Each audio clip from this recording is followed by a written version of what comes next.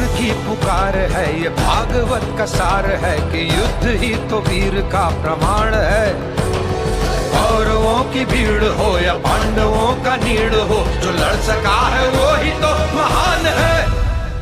जीत की हवस नहीं, किसी पे कोई वश नहीं, क्या जिंदगी है ठोकरों पे मार दो।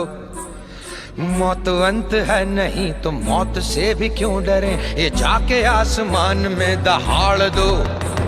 आरंभ है प्रचंड